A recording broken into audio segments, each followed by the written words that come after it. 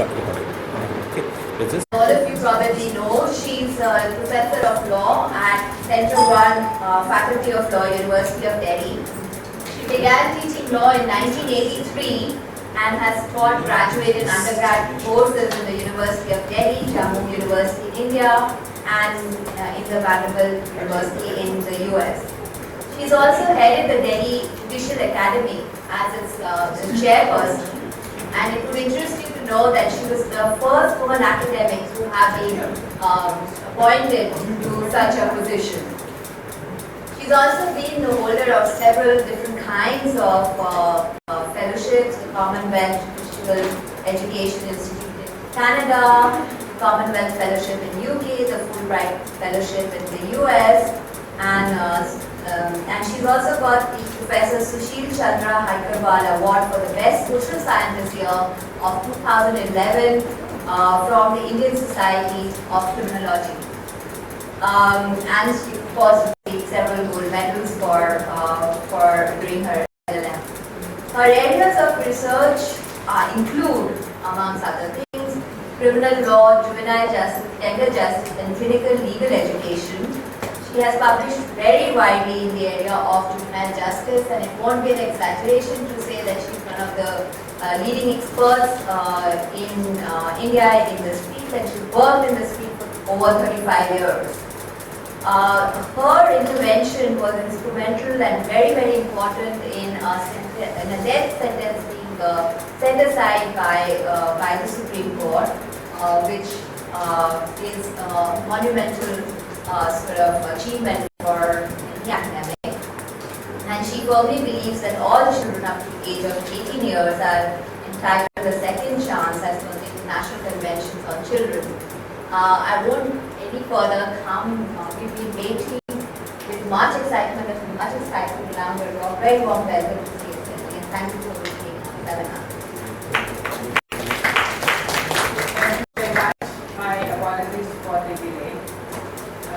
Congratulations accepting that I had no control over the daily traffic work out and be trained into the agency.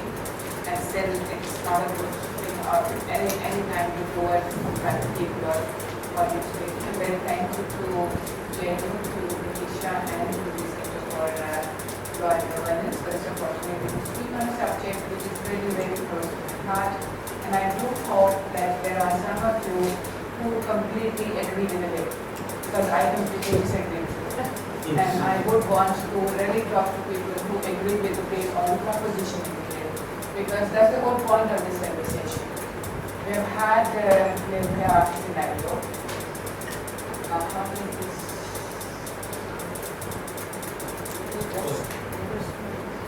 Yeah.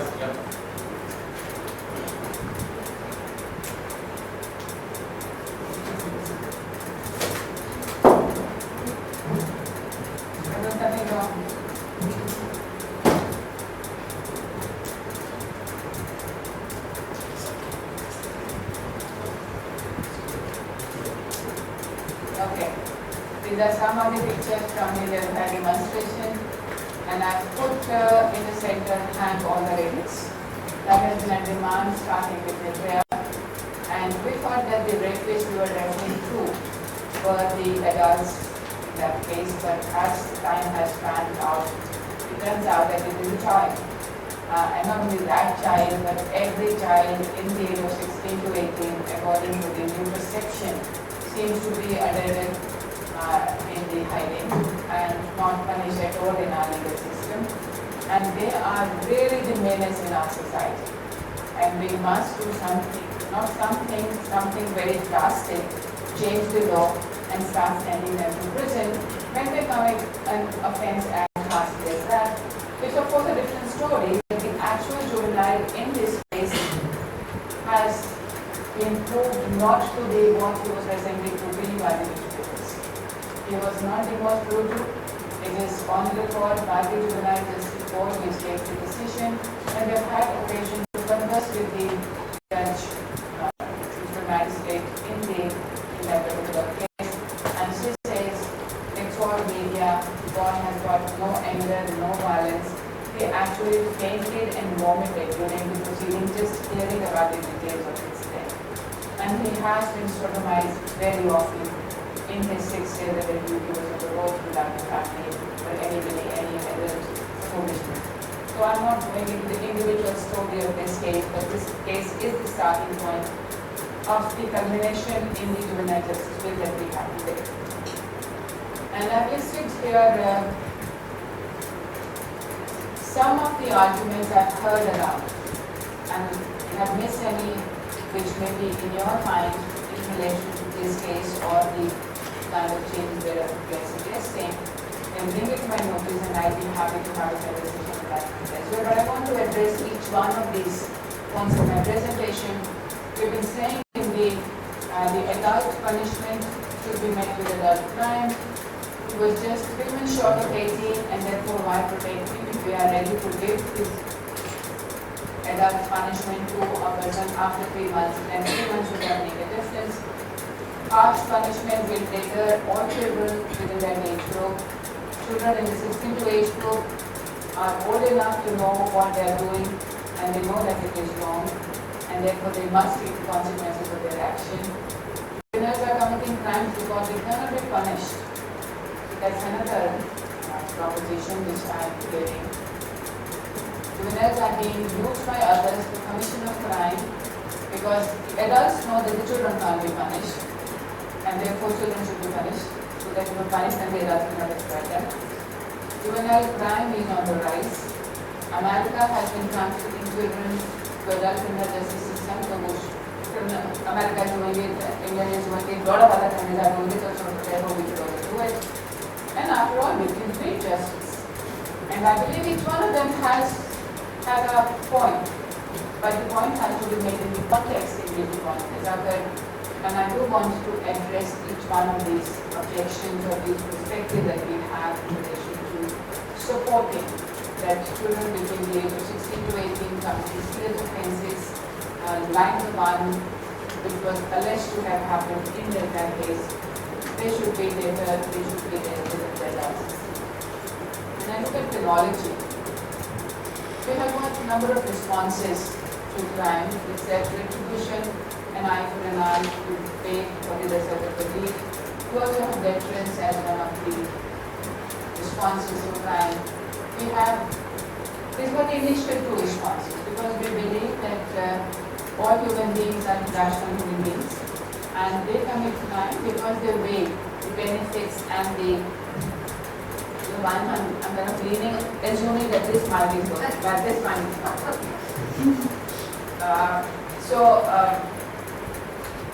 In that one, the assumption is that everybody is a rational human being, and people choose to commit crime by pain and pleasure analysis. If the pleasure they're going to get come back is more than the pain they will derive from it, they will commit crime. But then this was prior to 18th century. Then we had a deterministic school of law on possession, and we learned that people are not born criminal. They are not rational, they are not able to exercise a rational choice. There are a number of reasons beyond their control because of which a number of people end up committing crime. And the factors are economic factors, cultural factors, social, cultural interactions, the definitions in their peer group which favored crime. All these were, a number of studies were there, and today it has been accepted for almost 200 years that people do not choose to commit crime. They find themselves in situations which and pressures which they cannot deal with, and they succumb to it. And if they say that we want retribution for what he has done, then they got no argument to say we should stop at 16, because the serious offense can be committed by a child below 16 as well. So it's not that only above 16 it will be a serious offense, but below 16 no child would ever commit a lesser offense. And therefore, if we go back to the argument of retribution, it's not that it been completely abolished today, but it has been kept in relation to terrorist offences, very, very serious international kind of offences for which it has been kept. But in case of other what we call as IPC offences or what we call as other offences, but certain case of the third response has been after this. So one was the retribution and the second was reference to give them more punishment, and it's a corollary coming from pain and pleasure and free will. But then it was found that actually these are not the only way to deal with crime. More effective way has been to reform them. And there were two schools of thought in that. One, reformation while punishing. So all the reforms we talk about in Bihar are the approach, are the result of that approach, that while you keep them in custody for a period of time, you do training, meditation, prayer training, vocational training, all that to ensure that when they come out, they're reformed and they become mainstream. In case of children, we took a fourth path, at least a sub-category of the reformative approach. It is the children who chose the path, and we chose this path right from 1960 in India, that they have to be reformed without being punished. And it was coming from our understanding of what does it mean to be a child. And today we are going back to the 18th century when we say that for children, some children, not everybody, not every child, is not born down to that level. We are still saying that some children need to be punished in retributive manner for the serious harm that they cause to the society, and of course it's coupled with the understanding that they know what is an offense. So how many of us believe really that children below 16 cannot commit serious offenses? Do we have anybody who says below 16 they cannot commit? And whether we have any ambiguity that whether you are, if suppose, even if you are in favor of 16 to 18 exclusion, would you come along with me to say, why 16? Why not 15? Why not 14? Why not 10? What do you think about 10? These are two 10 years plus in England in 1993. And these photos are available on the net because they were permitted to be published by the court concerned at their point of time. These two young children of just above 10 had very brutally murdered a 2-year-old, and it was confirmed that these students were done. And second, there was a very huge hue and cry, much louder than what has happened in India in India. And the court granted them 8 years, the first court, 8 years in custody. And then this punishment was to be confirmed by the Secretary General, and he said 15 years. Never went to the European Court of Human Rights, and the European Court of Human Rights said that no, this is unfair trial to them. They have not been given a fair trial. And certainly, even 8 years is too many years for a 10-year-old. Remember they for 8 years. And you think people were satisfied with those 8 years? Because they were saying not 3 years, more. So how much more? How much more? 8 years, 15 years, 20 years, rest of their life. What is our demand? How long it should be?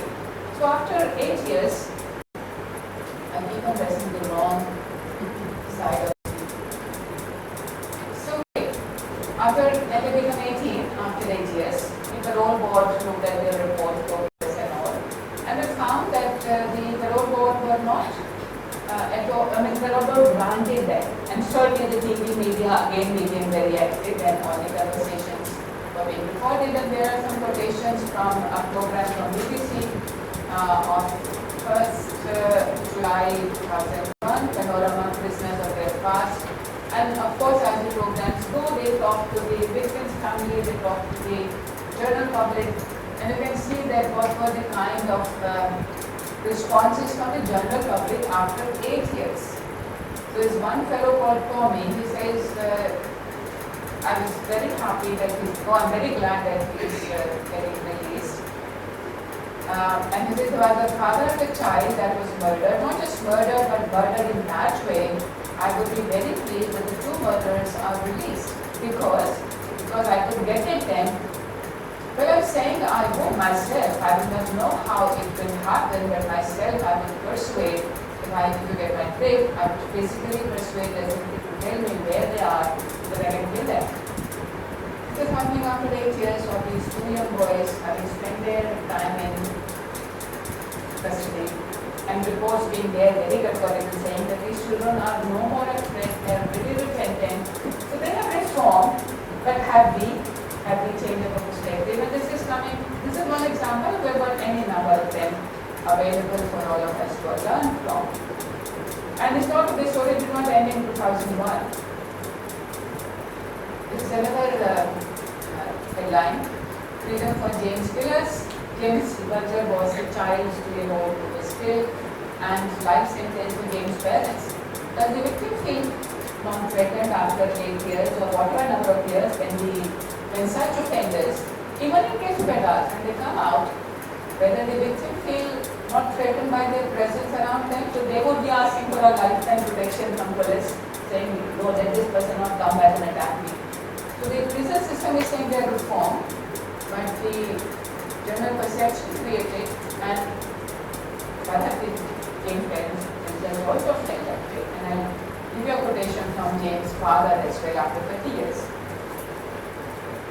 So these are all the quotations which are saying that, which are still opposing their release after 8 years. And this is 2008 and 2001 that we're talking about in 1993. We can move further and look at what happened to the families of these two boys who were in prison. This is Anne Thompson, is the mother of the Thompson boy. And she said they were attacked just 4 days ago. She had to go into hiding with her family for the 9th time in the last 8 years. It is not only children who went through whatever they went through, it is the family of those children as well who had to, and we keep on hearing that the victims had to change places because the accused are threatening them, but once you create a fashion like the one which has been whipped in this case and in similar cases in other countries, it is dangerous for everybody. It's not dangerous only for those boys, it is not dangerous for the girls who are trying to be protected, it is just dangerous for everybody, including the accused siblings, family, etc. as well.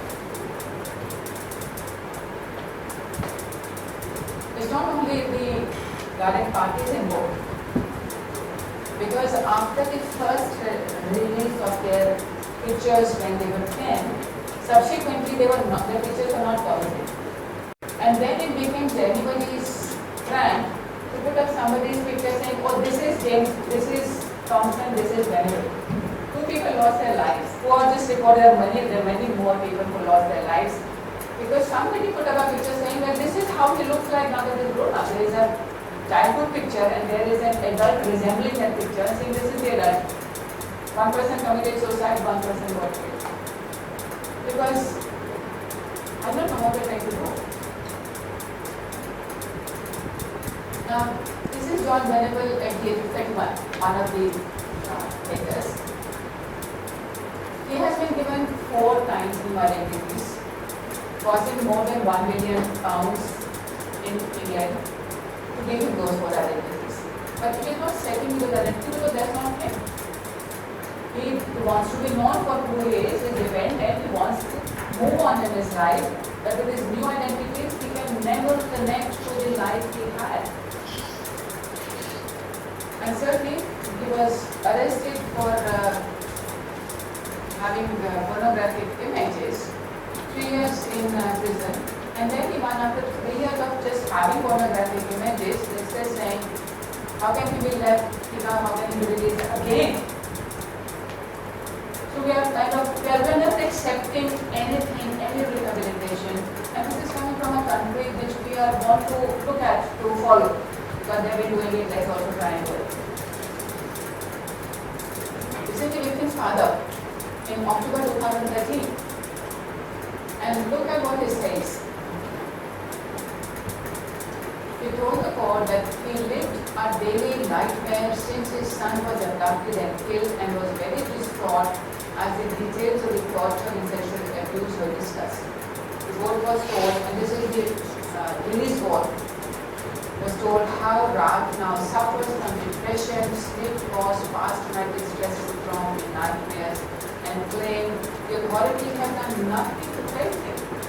So when you say justice to the victim, sending the offender to the prison has not helped him. And the same is going through to Badri and Jais, the Razaya parents. They are out there in every program after so many 2 years. They are still For them, the trauma is still as alive as it was on that particular day, and might be girl was still struggling through it. For them, it will be never a closure. They will not be able to move out the manner we have built the passion around these things. All of us go through life tragedies. We are able to pass through them because there is healing. But in this case, it's not healing, it is more and more passions being created, hatred being created, more anger being created as a response to that. Certainly the incident needs to be taken note of and we need remedial action, but whether the remedial action that we are proposing is the right one. And I certainly have got no doubts about it that it is not the right one. So this whole other argument that you were just 3 months short of 18. And we've got lots of deadlines in law. They say that a child, any action done by a child below the age of 7 is not an offence. So if a boy is a day before less than 7, shoots somebody down, if we say no, now let's make an exception. Let's have an exception for children just on the verge of that crossing line. They've also at 12, they say that till 7 and 12, there is a possibility of determining that this child did not understand. Even though all the other children do. We have 16 in this proposed bill. The same questions still remain. 18 for voting, driving. They will say, well, I must be permitted to vote because I'm just 2 days short of the deadline when I must be 21 for 18 for voting. Can I enter into a conflict or will I be given the benefit? Will I be denied the benefit of no contractual obligation if I was just 2 days less than that? But so many other laws we have not challenged. But in this case, we want to challenge and say, no, just 3 months short of that, we do not want the other system to apply. It's wrong to do that. So certainly we need to think about it, and certainly there is an inherent arbitrariness in cut-off dates, whether it is a 7 and 16 and 18. This question is not possible to be answered and we have to choose a date. And therefore choosing the date is a crucial question. Asking the question that just 3 months short should be a different treatment is not respecting the rule of law. It is responding to the rule of emotions. And I think that's what we need to understand the difference between being run by a rule of law country and a country which is now being tried to be run by the rule of emotions. We are responding to this particular result, because in this case it was 3 months each. And we have learned it from other countries that they have gone down to as low as 10. Tomorrow they go down to size 7, 5, 3, there will be never an ending.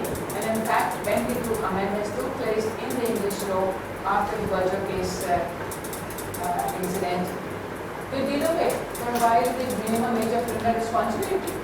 No 7, no 5, no 2, nothing. So it was just a panic reaction, and we need to find out whether we really have a situation of panic in India to be wanting to do that. Harsh punishment will take out. We made amendments in rape law for adults in 1983 and 2013. We are providing for very serious punishments for adults. The rate of rape crime hasn't decreased. On the reverse, what has happened is that the rate of conviction has decreased. From 40% in the 1970s, it has come down to 27% in 2012. You provide more serious punishment, more people are not convicted at all. So instead of deterring people, it actually results into acquittal of accused persons. Because it's not only one factor which determines the response to crime, there are a whole series of factors which respond. And certainly, it is not shown with trend in case of adults that serious punishments given to them has deterred them from committing offences. Therefore, the question will certainly be that what stops people from committing offences?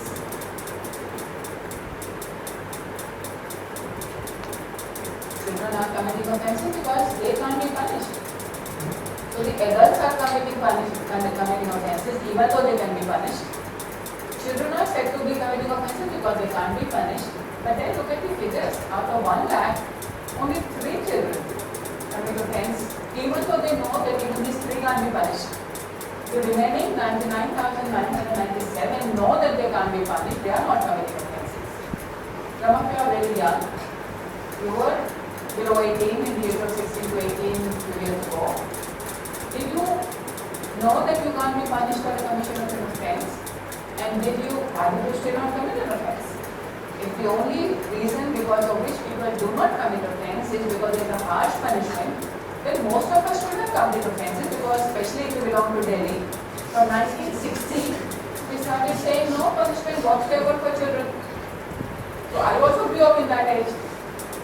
I was also in that law when I didn't commit offence. I didn't think of committing offences, because that's not something I do as a person who is been brought up as a responsible child with the parental care, with the educational opportunities. So who are the children who are committing offences? Are they the children who had all the opportunities and committed offences? And the reason for commission is not anything else excepting the fact that because there is no punishment, therefore I commit it. Reasons for commission of offence are very, very different than what has been propagated as that they are committing offences because they can't be punished. If that was the reason, then the reverse of this should have been that these many children should have committed offences rather than the other way around. And when I say those 3 children, these are not 16 to 18 committing serious offences. This is the total number of children from the age of 7 to 18, boys and girls included, all offences included. So you can see that the number of children we are talking about is very minuscule. Do we know how many children we have in India? Any guesstimates? On knowledge? 44 crore. Out of 44 crore, how many children do you think constitute this 3 out of 1 lakh? What is the total figure? Children arrested in the year 2013 has not crossed the 40,000 mark for all the offences from the age group of 7 to 18. So if we were to, and we have done this calculation where the data to see how many children are there, and I'll show you some of these facts. And I'll hold on to the facts for a little while after this basic thing. That certainly this whole argument that they are committing offences because they can't be punished is a misinformation. It's not at all based on the lives of children or the facts about children. This is a very powerful one. That children in the age of 16 to 18 know that what they're doing is wrong and they're still doing it. But isn't that true for the 7-year-old also? Because IPC says actually from here at 7, they know what is right and wrong. And that is why criminal liability accrues to them. So then there was no valid rationale for saying only 16 to 18 know what is right and wrong they're doing it. Even 7-year-old knows right and wrong and his child does it. And they still want to protect him, but not 16 to 18. And I also always had this question till last year. Fortunately, I do have an answer today. That why did we pick 16? Because I was looking at before history from 1850. They picked up different age groups at different times, and there is no discussion available. Why did we pick 15 in 1850? If we say vagrant children or children committing petty offences will be bound over as apprentices. If it is in 1850, why 15? Then we had juvenile justice and children acting Delhi, 16 for boys, 18 for girls. Are again the age question why 16 for girls and for boys and 18. There is no answer for me whatsoever. No scientific answer. There is no research that is done as to why did they pick it. So we have different legislation. Something is 12, something is 7, something is saying 15, 12, 14, 15, 16, 18 are the common cutoffs for different purposes. And I could not find an answer as to why they picked. But I was very happy to find this now the findings of adolescent brain, which has been responsible for the whole scenario change in America. America started sending its children to the adult system and kept on loading its ages. When juvenile crime in America was at very, very high peak compared to the 3 children out of 1 lakh, they had more than 1,400 children in that bracket in mid-90s. And they didn't know how to do it. They've been pioneers in protection and they've got protection as state, so let's go back the way we are today talking about going to punishment. And they said, no, we cannot handle it, so start pushing them out to the adult system. America is a country which, I mean, this is a very progressive country, and But from my perspective, till 2005, if this country was permitting death penalty for its children, it certainly wasn't a very human-like thing. It certainly was not friendly to children. So till 2005, in America, a child could have been given a death sentence and were given death sentence for an offence committed to the child. Though they were not barbaric, so they will wait for a 2-pronged pain before they execute. But in 2005, the brain science was informed, was brought to the knowledge of where they presented brain scans.